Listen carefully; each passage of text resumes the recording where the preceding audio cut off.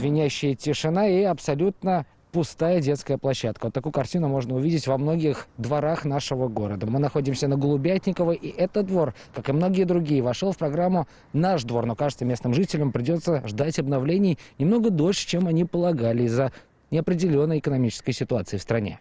Все те виды работ, которые изначально предполагались в программе, будут реализованы, но не за 3 года, а за 5 лет. Новость о том, что программа растянется до 2024 года, сегодня во время онлайн-трансляции подтвердила Наталья Фишман-Бекмамбетова. Ремонт некоторых дворов, запланированный на этот год, перенесут на будущий. Проект двора в протоколе должен подтвердить каждый житель, и серых схем от управляющих компаний здесь быть не должно.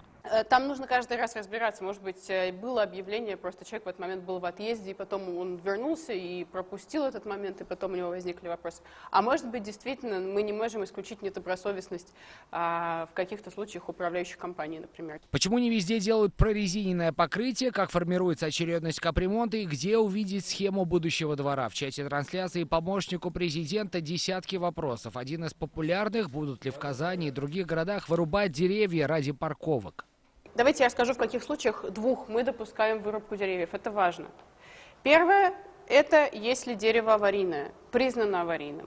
Признано аварийным – это означает, что оно создает угрозу для жизни и здоровья других людей. Второй случай – это расширение проездов до норматива. Программа зайдет только во дворы старше 2014 года, либо где не было дорожного покрытия. На каждый потратят по 7,5 миллионов рублей. Это все развлечения, которые есть в одном из дворов на улице Мосина. Он тоже входит в программу «Наш двор» и должен капитально отремонтироваться. И это включает в себя сразу 6 видов работ, начиная от ремонта дорог и тротуаров и заканчивая установкой освещения, скамеек и детской площадки. Списки дворов, вошедших в программу, и план схемы благоустройства Казани, Нижнекамска, Челнов и Альметьевска можно увидеть на сайте двор.татар. Внести предложение и получить другую информацию можно, позвонив по номеру горячей линии на экране. Кстати, номер не случайный, это день рождения ТССР.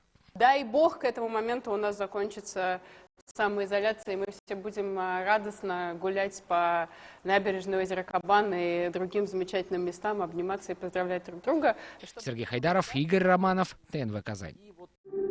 Yoz yaxshi xabarlar olib kela. Yangi asr kanalında dünya ko'rgan Жылы izleyjonlar filmin qabat qarorga tilaysizmi? Ko'p sonli tomoshachilar so'rovi bo'yicha filmning barliq seriyalarini hozir tnv.ru saytida ko'rarga bo'ladi. Все новости дня, выпуски программы «Новости Татарстана», программы и фильмы на сайте tnv.ru и на YouTube-канале ТНВ. Подписывайтесь.